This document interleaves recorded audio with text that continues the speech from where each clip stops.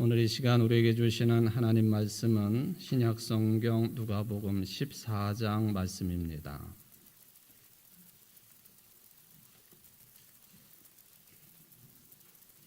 누가복음 14장 7절부터 14절까지 말씀을 봉독해 드리겠습니다.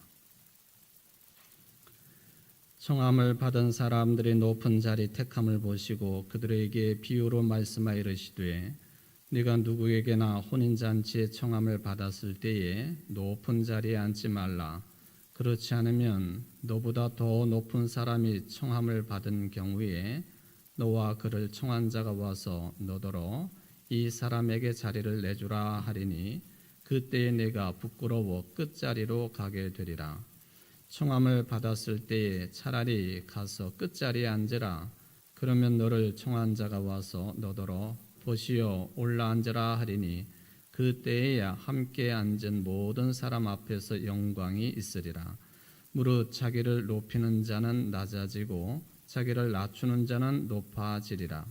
또 자기를 청한 자에게 이르시되 네가 점심이나 저녁이나 베풀거든 보시나 형제나 친척이나 부한 이웃을 청하지 말라. 두렵건대 그 사람들이 너를 도로 청하여 네게 가품이 될까 하노라. 잔치를 베풀거든 차라리 가난한 자들과 몸 불편한 자들과 저는 자들과 맹인들을 청하라. 그리하면 그들이 갚을 것이 없으므로 네게 복이 되리니 이는 의인들의 부활 시에 네가 가품을 받겠음이라 하시더라. 아멘. 이는 하나님의 말씀입니다. 하나님께 감사합니다. 오늘 창조절 네 번째 주일을 맞이해서 구원의 약속을 믿고 예배에 참여한 여러분 모두에게 하나님께서 복을 주시고 하나님께서 지켜주시고 하나님께서 당신의 얼굴을 비춰주셔서 은혜 베풀어 주시고 평강 주시기를 주의 이름으로 축원을 드립니다. 이런 복락이 여러분들 자녀손들에게도 충만하기를 바랍니다. 유대인들은 지금도 성전이 없는 시대를 살고 있지만 주요한 절기 때마다 성전 가장 가까이 흔적으로 남아있는 통곡의 벽에 모여서 아주 중요한 신앙적인 행사를 진행하고 있습니다. 유대인들이 지키는 절기가 여러 종류가 있겠죠. 근데 심지어는 정월 초에 1년 동안 지은 죄를 대제사장이 지성소까지 들어가서 하나님께 고하고 사함을 받는 대속죄일까지도 이 중요한 의식을 진행하고 있는 것을 확인을 할 수가 있겠습니다. 물론 지금은 성전 시대가 아니라 그 구약 시대의 제사장 계급도 사라졌기 때문에 이 일을 맡을 수 있는 사람이 없기도 하지만 그런데 이 일을 할 수 있도록 전문적으로 훈련을 받은 하잔이라고 불리우는 사람들이 이 일을 대신하고 있다고 하는 것을 볼 수가 있겠습니다. 그 중요한 신앙적인 일이란 뭐냐? 히브리어로 부를 때에 비르카트 하코하님, 비르카트 하코하님, 말하자면 소위 제사장 축복의 날을 지금도 여전히 진행을 하고 있다고 하는 말씀이 되겠습니다. 이 행사의 가장 중요한 핵심은 뭐냐 하면은 바로 제사장의 축복을 듣고 받는 날입니다.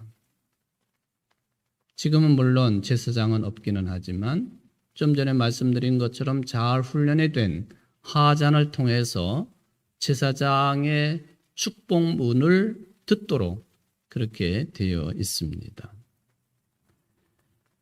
이때의 제사장이 백성들에게 축복을 빌어주면서 아주 특별한 포즈를 취하는 것을 볼 수가 있겠습니다. 물론 이제 저도 예배 끄트머리 시간에 손을 들어 축복 기도를 하게 되어 있지만 이 유대인들의 제사장들이 백성들을 향해 축복을 할 때에 저들은 손을 높이 들어가지고 축복을 합니다. 손을 든다고 표현하지만 실은 손바닥을 보이면서 백성들을 축복하는 모습을 찾아볼 수가 있겠습니다. 이것은 레위기서 9장 22절 말씀이 근간이 됩니다. 아론은 백성을 보면서 양팔을 들어 그들에게 복을 빌어 주었다. 세번역 성경입니다. 손을 높이 드는데 손바닥을 들어 올리는 것이죠. 그때 이제 제사장이 그냥 일반적으로 손만 들고 손바닥을 보이는 것이 아니라 이 손가락 모양을 특별하게 만들어서 손바닥을 보이고 축복을 합니다. 사진을 한번 보시겠습니다. 그냥 손바닥을 그냥 펴는 게 아니고 저는 저걸 아무리 해보려고 해도 오른손은 되는데 왼손은 잘 안 돼요. 이렇게 해가지고 이제 좀 되네요. 왜 저런 손가락 모양을 하면서 축복 기도를 할까? 그는 다 근거가 있겠습니다. 저 손 모양 오른손 왼손을 따로 떼어서 보시면 이제 이런 모양이 되는데 이 모양은 그냥 만들어진 게 아니고 히브리어의 알파벳 중에 쉰이라고 발음되는 그 글자를 딴 거예요. 저 맨 위에 글자가 쉰이라고 발음되는 히브리어 알파벳입니다. 이 쉰이라는 글자를 왜 따가지고 축복 기도를 할 때 손 모양을 만드는가? 밑에 있는 단어는 하나님을 부를 때 사용하는 호칭입니다. 저게 이제 히브리어는 왼쪽부터 아니 오른쪽부터 읽으셔야 되니까 저 오른쪽이 엘입니다. 엘. 하나님을 말하는 것이죠. 그리고 뒤에 이 쉰이 붙어 있는 단어가 샤다이라고 하는 말입니다. 엘 샤다이. 전능하신 하나님. 그러니까 이 축복 기도를 드릴 때도 그냥 하는 게 아니고 손 모양도 하나님을 뜻한. 그러니까 이 손 모양을 제사장이 이렇게 하면서 축복 기도를 하는 것은 바로 축복도 내가 사람이 주는 것이 아니라 하나님이 내리시는 것이다. 하나님이 내리시는 것이다. 그런 이제 상징적인 의미를 가지고 있는 것이죠. 여러분들 뭐 히브리어이기는 하지만은 구약 성경에 자주 등장하는 우리나라 말로 번역을 하면 전능하신 하나님 엘샤다이입니다. 한번 같이 해볼까요? 엘샤다이. 히브리어를 우리가 쓸 수는 없지만 발음은 할 수 있잖아요. 엘샤다이. 전능하신 하나님. 그러니까 제사장이 축복 기도를 할 때도 바로 이 전능하신 하나님을 의지해서 하나님이 직접 축복하시는 것을 자신은 제사장으로서 중간 매개 역할을 하는 것이고 전달하는 입장이다 하는 그런 개념이 되겠습니다. 손을 올릴 때에도 원래는 이 성전의 높이를 염두에 두고 손을 높이 들어가지고 축복 기도를 하는데 성전이 무너져 버렸으니까 그저 자신의 어깨 정도 높이로 손을 들어서 축복 기도를 해준다 하는 것을 볼 수 있습니다. 지금 축복 기도 할 때에도 높이가 그 정도 되지 않겠습니까? 근데 아까 이렇게 손 모양을 해가지고 이제 엄지를 이렇게 붙이게 되면 이게 유대인들은 이 공간이 5군데가 생긴다고 그래요. 1군데, 2군데, 3군데, 4군데, 밑에 5군데. 그거는 곧 모세오경을 상징한다. 그렇게 이제 알려져 있습니다. 제사장이 하나님을 대신해서 축복 기도를 이제 올릴 때에 남성들은 꼭 머리를 다 그 기도 숄이라고 불리우는 이 탈리트라고 하는 그 특별하게 제작이 된 그 천을 다 뒤집어 쓰게 되어 있습니다. 사내아이 자식들과 같이 오게 되면은 아버지의 탈리트를 아이의 머리까지 다 뒤집어 씌웁니다. 왜 그렇게 하는 것이냐? 첫 번째 이유는 제사장을 눈으로 직접 보지 않는다는 거예요. 그는 보기 싫어서가 아니라 그만큼 존경한다 하는 그런 뜻이 담겨 있습니다.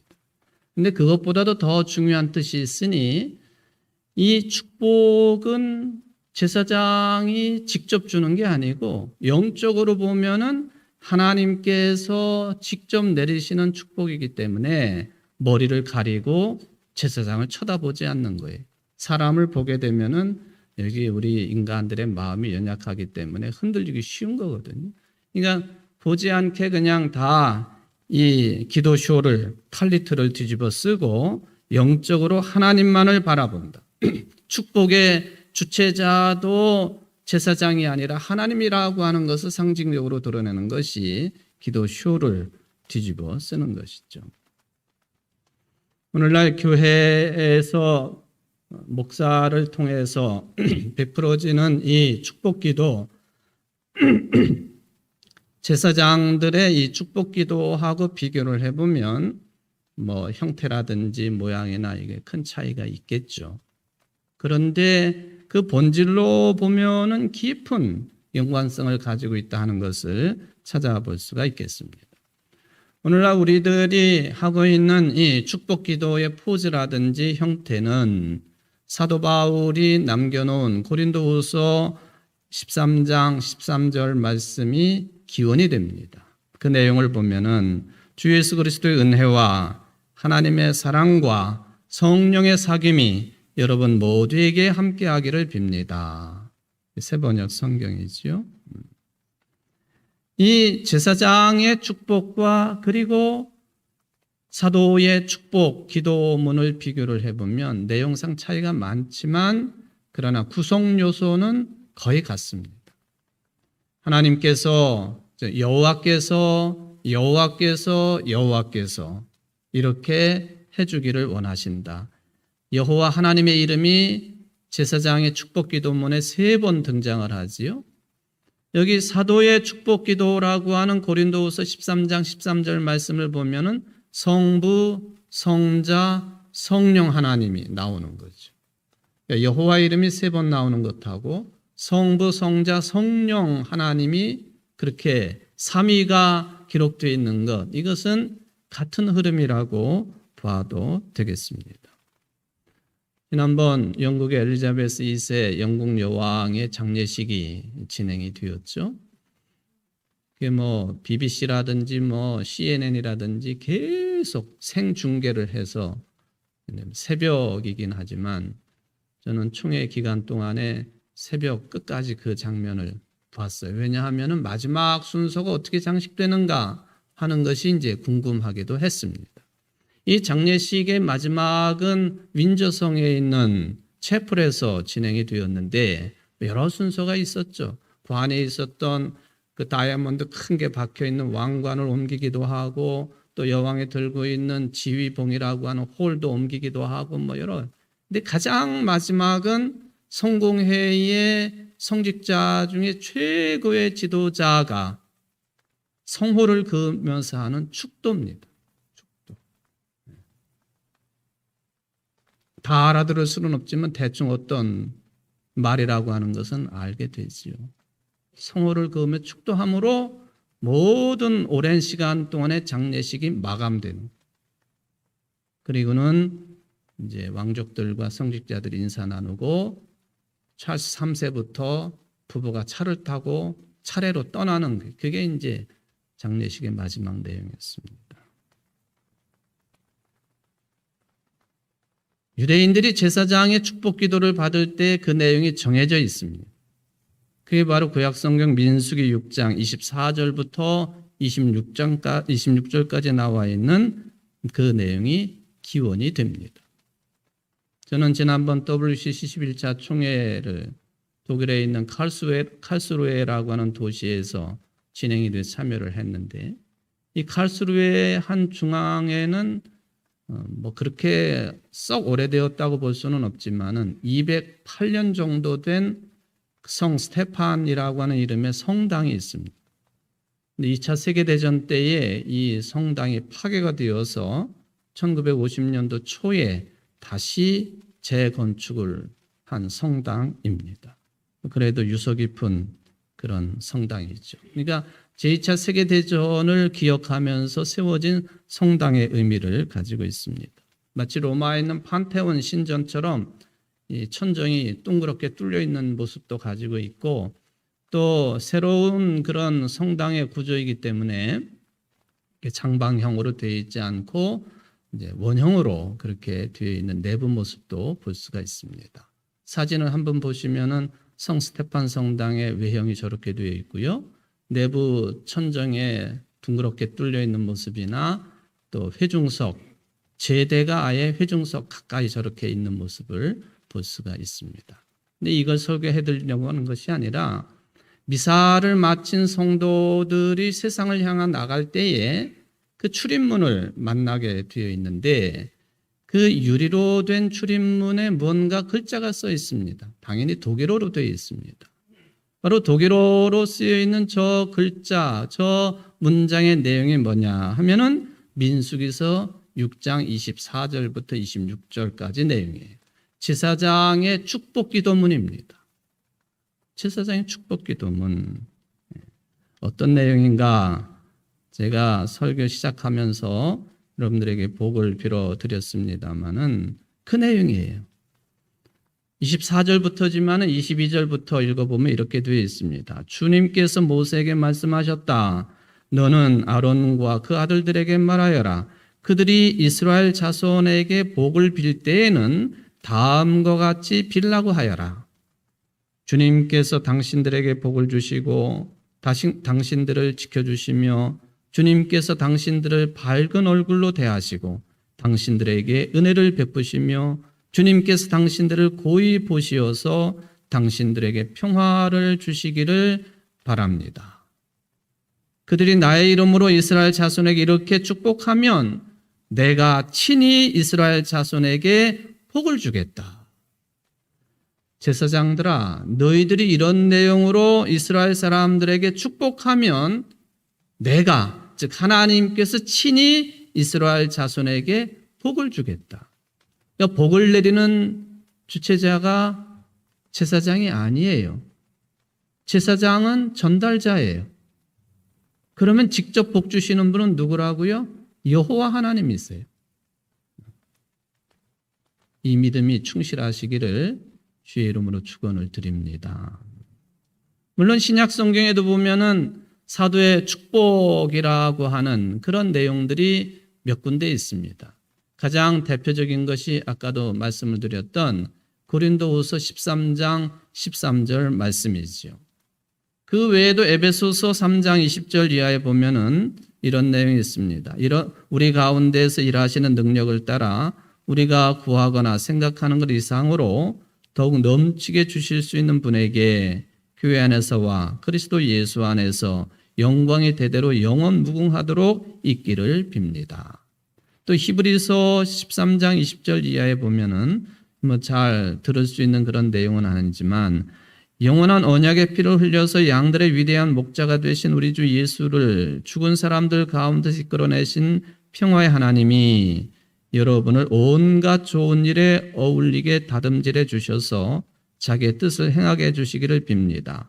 또 하나님께서 예수 그리스도로 말미암아 우리 가운데 자기가 기뻐하시는 바를 이루시기를 빕니다. 예수 그리스도께 영광이 영원 무궁히 있기를 빕니다. 아멘.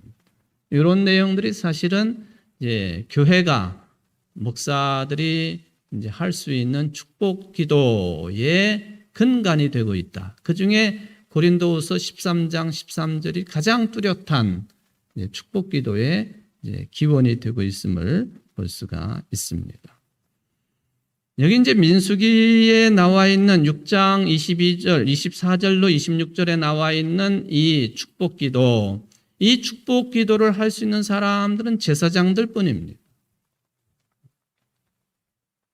그리고 제사장 중에 제사장은 대제사장이라고 부를 수 있겠는데요.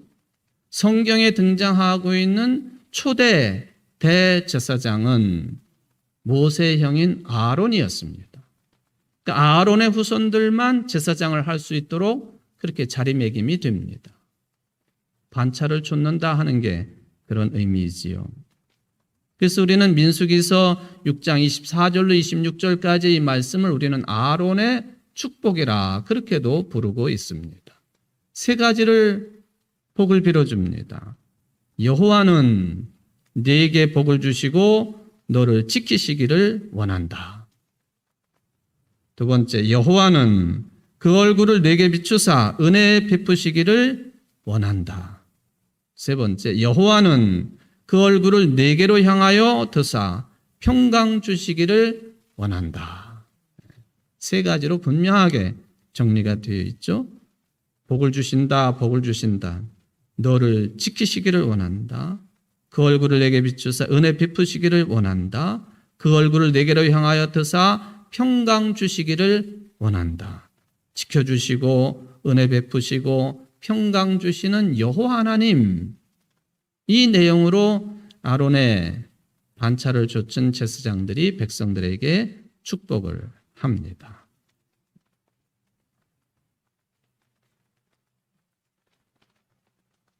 성지순례를 가보면은 예수님의 탄생 지역인 베들레헴을 방문을 하지요. 베들레헴의 예수 탄생 교회의 정원이나 또 그 옆에 소위 말하면 목자들의 쉼터라고 여겨지는 동굴이 있는데, 이 동굴에서 생활을 했던 유명한 서기 400년대 초대 교부 한 분이 계십니다. 제롬이라고 불리우는 교부죠. 또는 히에로니무스라고도 불리우는 교부예요. 이 분이 약 40년 가까이 그 지역에 살면서 했던 가장 중요한 일이 뭐냐 하면은 히브리어 성경을 라틴어로 번역한 거예요. 그 라틴어 번역 성경을 우리는 보통 불가타역이라 그렇게 부릅니다. 이 불가타역 라틴어 성경을 읽어보면은 축복이라고 하는 말, 이것을 뭐라고 표현했느냐 하면은 베네딕트, 베네딕트, 또 베네딕션, 이게 다 축복 기도를 말하는 것이거든요. 그러니까 베네딕체레, 베네라고 하는 말은 무슨 뜻이냐 하면은 좋은 또는 좋다라는 뜻을 가지고 있습니다. 또 디체레라고 하는 말은 말이라고 하는 뜻이에요. 그러니까 축복 기도는 좋은 말을 베풀어 주는 거예요. 여러분, 축복 기도를 들으면서 어떤 목사가 무슨 저주의 말을 섞거나 비난의 말을 섞거나 안 되는 말을 섞거나 죽음의 말을 섞거나 하는 경우 거의 아예 없지요. 왜? 여기 베네디체레라고 라틴어로 번역한 것처럼 축복의 기도는 좋은 말을 해주는 거예요. 좋은 말. 쉽게 말하면 잘 사십시오. 하나님이 지켜주실 것입니다. 평강을 주실 것입니다. 뭐 이런 내용들이 있죠.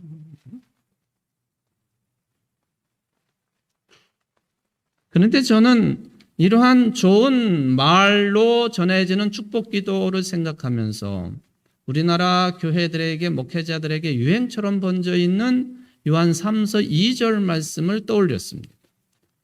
소위 삼박자 축복이라고 불리우는 내용입니다. 사랑하는 자여, 내 영혼이 잘됨 같이 네가 범사에 잘되고 강건하기를 내가 간구하노라. 세번역 성경에 보면은 사랑하는 이여, 나는 그대의 영혼이 평안함과 같이 그대에게 모든 일이 잘되고 그대가 건강하기를 빕니다. 영혼이 잘됨 같이 모든 일이 잘 풀리고 당신이 건강하기를, 강건하기를 빕니다. 얼마나 좋은 말입니까? 이 요한 3서 2절 말씀을 세계 최대 교회로 평가를 받고 있는 그 교회를 세운 분이, 그리고 교회를 키운 분이 아주 애용했던 성경 구절입니다. 그래서 이것을 삼박자 축복이라 이제 그렇게 부르기도 하지요. 저는 아론의 축복, 또 사도의 축복, 기도를 생각하면서 왜 이 내용을 생각하게 되었는가? 하나님의 말씀이기 때문에 다 귀한 말씀이고 생명의 말씀인데, 한국의 교회는 요한 3서 2절의 이 말씀을 가지고 복음을 훼손시키는 일에 이 내용을 근거로 삼았다 하는 점에서 그렇습니다. 복음에서 이탈을 했다는 거예요. 그래서 한국의 개신교회가 사회적으로 비판의 대상이 되고 조롱받는 대부분의 원인으로 작동하고 있는 성경 구절 중에 하나가 요한 3서 2절이라는 거예요. 뭐든지 다 잘 된다고 하는 거예요. 만사 형통이라고 하는 것. 자본주의적인 탐욕스러움으로 이 성경 구절이 해석이 되어지고 모든 것을 내어주신 예수 그리스도의 사랑은 어디로 간데없고 예수만 믿으면 무조건 물질적으로 건강으로 자녀손들의 문제 잘 된다고 하는 기복신앙, 왜곡된 신앙, 하나님의 나라를 섬기는 것이 아니라 교회만 키우면 된다고 하는 이 물량주의 교회 성장, 이 모든 것에 기초를 이루고 또 힘을 준 성경 구절이 요한 3서 2절이라고 하는 그런 생각을 제가 얼핏 했다고 하는 거예요. 예수를 믿지 아니하는 사람들이 한국의 개신교를 사회악이라고까지 왜 그럴까? 기독교가 자신의 종교적인 울타리에 들어있지 않다는 이유로 남들을 얼마나 혐오하는 종교로 타락을 했는지. 혐오의 말이 목사들의 입에서, 교인들의 입에서 교회 이름을 통해서 예수 그리스도의 이름으로 미워하는 말이, 혐오하는 말이 난무하지 않습니까? 유튜버들 90% 비난과 혐오의 말을 쏟아내는 유튜버들의 90%가 개신교인들이에요. 욕하는 내용. 탐욕의 종교로 타락을 시켰습니다. 반지성적입니다. 맹목적입니다. 무지의 종교. 이렇게 탐욕적이고 배타적이고 이기적이며 무지하고 무례한 것, 한국의 교회가 다 그런 것은 아니지만은 예수 믿지 아니하는 사람들에게 한국의 교회가 이 요한 3서 2절 말씀을 가지고 이렇게 타락한 종교가 되었다고 평가하는데 우리는 좀 신경을 써야 될 것이다 하는 것이죠. 교인들의 번영을 위해서라면, 교회의 번영을 위해서라면 윤리적인 측면도 다 내버리고요. 교회가 감당해야 될 세상을 향한 책무, 사회적인 책무, 공정, 정의 다 내팽개치지 않았습니까? 기업을 운영하듯이 교회를 운영하고 이제는 정치 권력까지 기웃거리고 있는 탐욕스러운 모습들이 오늘날 우리의 교회다 하는 거예요. 바로 여기에 마치 불난데 기름을 붓듯이 사용되어지는 내용이 민수기서 6장에 있는 아론의 축복문입니다. 도대체 진정한 복을 누린다고 하는 것이 뭐냐? 그래서 고민하지 않을 수가 없는 거예요. 오늘 예수님이 주신 말씀 두 가지 내용으로 구분이 되지만 사실은 통으로 하나입니다. 잔치 자리에 초대받았을 때에 처음부터 상석에 가지 말아라. 괜히 주인이 내려오라고 그러면 부끄럽지 않겠느냐. 아예 처음부터 말석에 앉아라. 주인이 상석으로 오르시오 하면 그때 영광이 될 것이다 하는 그런 내용이죠. 높은 자리 별 의미가 없겠죠. 사람들에게 주목받는 자리일 뿐입니다. 명예로운 자리라고 하기도 하지요. 제가 이번 총회에 먼저 총회장을 지내가지고요. 증경 총회장들만 따로 앉는 자리가 있어요. 높은 자리는 아니지만 이렇게 구별을 해놓은 자리. 제 친구 목사인 여러분들이 잘 아시는 배태진 목사가 가까이 오더니 저한테 반말을, 야, 너 거기 앉아 있으니까 한 15년은 늙어 보이더라, 야. 예. 그래? 뭐 그럴 수도 있겠지. 사람들이 말하는 명예, 그게 생명하고 무슨 관련이 있겠습니까? 영원한 생명의 정신과 진리의 말씀과 무슨 직접적인 관련이 있겠습니까? 아니지요.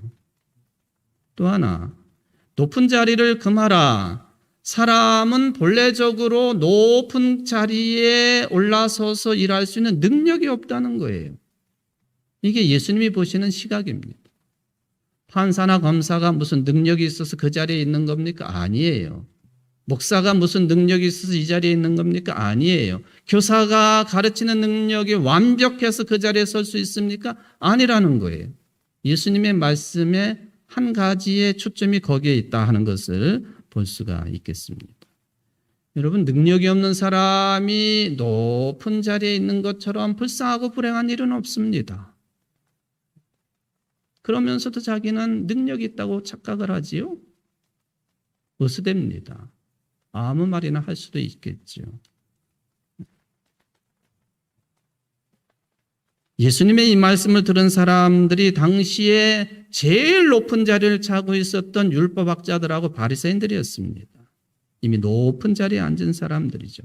예수님께서는 이런 사람들을 향해서 마태복음 23장에 보면 아주 신랄한 말씀을 하십니다. 너희들은 모든 행동을 사람에게 보이려고 하지 않느냐? 잔치의 윗자리와 회당의 높은 자리를 좋아하지 않느냐? 너희들은 그런 자리, 높은 자리에 앉는 것을 마땅하다고 생각하지 않느냐? 당연하다고 생각하지 않느냐? 세상에 마땅하고 당연한 게 어디 있느냐? 내가 높은 사람으로 대접을 받아야 된다고 하는 것이 마땅하냐? 천만에. 그럴 만한 능력 있는 사람들은 아예 처음부터 없느니라. 왜? 사람은 다 죄인이기 때문에. 의인은 없나니 하나도 없으니. 예수님께서 이런 의미를 가지고 이렇게 말씀을 하십니다. 신학적인 용어로 보면요, 내가 세상 사람들에게 이렇게 명예롭고 인정을 받아야 된다, 이런 마음을 가리켜서 뭐라고 표현하느냐 하면은 자기의라고 표현합니다. 우리 주변에는 이 자기의가 강한 사람들이 너무 많아요. 내가 누리는 것 당연한 거야. 내가 가지는 것 당연한 거야. 내가 이러한 자리에서 이런 일을 행하는 것 마땅하고 당연한 일이야. 그런 거는 없습니다. 저는 최근에 그런 생각을 참 많이 합니다. 내가 이렇게 사람들에게 평가받는 것이 마땅한가? 또 당연한가? 아니지. 더 겸손해져야지. 교회에서는 목사직이 어쨌든 높은 자리입니다. 특별히 그 자리, 그 명칭 자체도 그렇지만은 설교를 독점한다고 하는 점에 있어 더욱 그렇습니다. 설교를 독점한다. 굉장히 영광스러운 일이지만은 매우 위험한 일입니다. 사진을 보시면은 여러분들 많이 보시겠지만 유럽의 성당이나 교회당을 가면은 설교하는 사람이 저렇게 세상같이 만들어진 한쪽 벽에 높이 매달려 있는 설교대에 들어가서 설교를 해야 됩니다. 회중석 중간쯤에 설교대가 있어요. 음향시설이 없었기 때문에 모든 사람들이 들리게 하려고 저렇게 설교대를 설치했지만 설교가 그만큼 중요하기 때문에도 높은 곳에 있는 거예요. 높은 곳에. 새처럼 갇혀가지고 거기서 쫑알대는 거죠. 쫑알쫑알대는 거예요. 제가 쫑알쫑알 된다고 해가지고 설교를 무시한다는 의미는 아니에요. 여러분, 설교가 목사를 얼마나 불안하게 만드는 그러면서도 중요한 일입니까? 왜? 목사조차도 본래부터가 설교할 수 있는 능력이 주어진 게 아니기 때문에 그래요. 그래서 칼 발트는 이렇게 말을 합니다. 설교자는 하나님의 말씀을 인식할 수 없다. 그러나 그 말씀을 전해야 한다. 내가 본래부터 그런 능력을 가지고 있는 출중한 사람은 아니고 마땅히 설교자라고 대접받을 수 있고 높임을 받을 수 있는 사람은 아니지만은 인식할 수 없는 하나님의 말씀을 제대로 깨달을 수 없는, 깨달아도 일부분이요, 극히 적은 부분이지만 그래도 전해야 된다. 사명감이죠.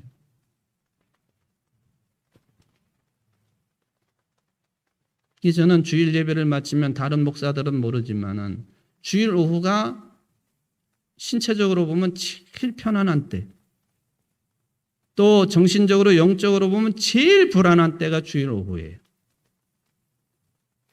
그래서 주일 오후에 어느 교인들이 목사님 차 한잔 하시죠? 그러면 그때가 제일 좋아요. 위로의 시간이 되기 때문에. 설교를 해서 이게 뭐 설교자이기 때문에 설교를 해서 그런 어떤 자긍심도 있지만 제일 불안합니다. 교인들이 어떤 평가를 해서가 아니라 하나님 앞에 내가 제대로 설교를 했는지 이 두려움, 이 무서움, 이 떨림 때문에 그러는 거예요. 그때 따뜻한 커피 한 잔 마시면서 이런저런 얘기, 설교에 대한 얘기가 아니라도 교회에 대한 얘기가 아니라도 어떤 얘기라도 나눌 수 있으면 몸은 피곤하지만 제일 평안한 시간. 저는 주일 오후 시간에 저를 위로해 주는 교인이 제일 좋아요. 제일 좋아요.